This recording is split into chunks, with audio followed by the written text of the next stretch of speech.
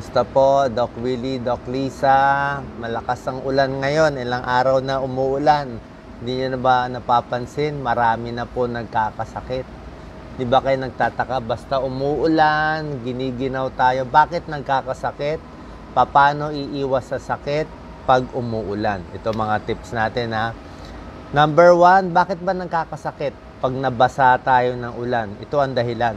Isip ng iba, yung tubig ng ulan may dalang mikrobyo. Mali po, wala naman siyang mikrobyo dala. Kaya tayo nagkakasakit kasi lumalamig. Yung body temperature natin na 37 degrees, pag nalalamigan, bumababa. Pag bumaba ang temperature natin, ang core temperature, hihina ang immune system. So yung mga sundalo natin, panlaban sa virus, sa bakterya, humihina.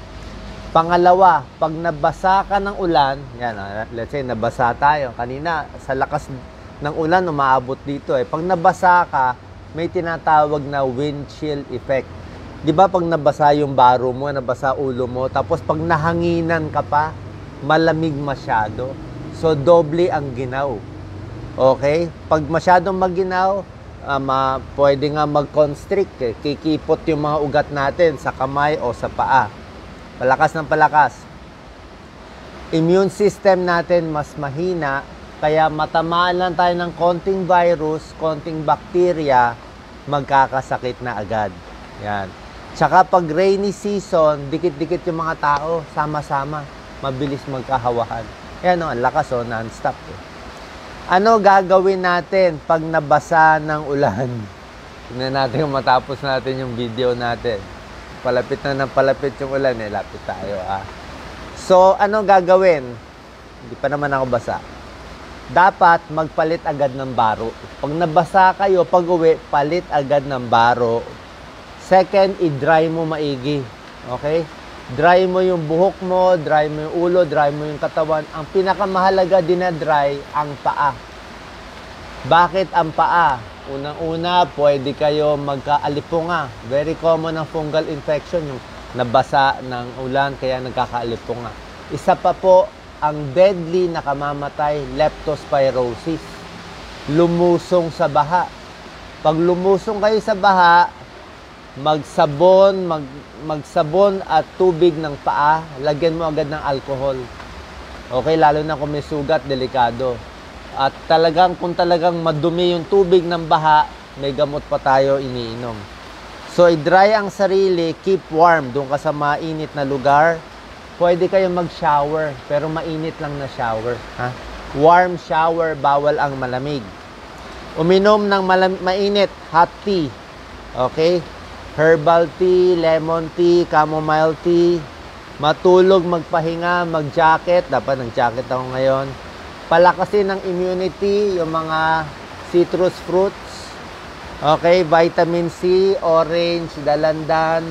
Yan, dalandan juice, may ginawa tayo para lumakas ang immune system. So, bago kayo lumabas, lalo na bata o matanda, ready nyo na yung raincoat nyo. Dapat may hood. Importante yung ulo. Ano po protectionan sa ulan? Katawan, ulo, paa. Kung merong mababasa daw, okay lang mabasa yung paa. Huwag lang daw yung ulo, tsaka dito. Kailangan protected. Nako, lakas na, baka mahulog na. So, kailangan mag-jacket kahit naglalakad lang kayo sa mall kasi malamig masyado. Stay dry while commuting. Wear a hat. Ready nyo raincoat nyo. Tapos magdala kayo ng waterproof. I-waterproof nyo syempre, yung cellphone nyo, yung wallet nyo, yung gamit nyo. Iwas sa matataong lugar kasi doon nagkakahawahan. Pinakadelikado pag umuulan, maaksidente. Nagda-drive, aksidente. Bisikleta, aksidente. Naglalakad, matutumba. Driving, biking, walking, ingat po. Kaya kung hindi naman kailangan, wag na lang kasi basa Very unsteady, mabilis matumba. Hugas pa rin kamay, stay warm, dry off quickly, tsaka palakasin ang immune system. Sana po nakatulong tong short video. Bakit nagkakasakit? Dahil sa lamig. Okay? Lalo na pag matanda, maginawin, ready nyo na yung jacket nyo, walang masama dyan. Magdala ng umbrella, Kung okay, sa loob na lang tayo ng bahay magpahinga. Sana po nakatulong tong video. Iwas na tayo dito. Nakita nyo, nahulog pa yung bamboo namin eh. Ano, namatay na. Sa lakas ng ulan, bumagsak yung dalawang bamboo. Kaya namatay na kayo yung mga bamboo. Sige po, God bless po. Ingat palagi sa ulan. God bless.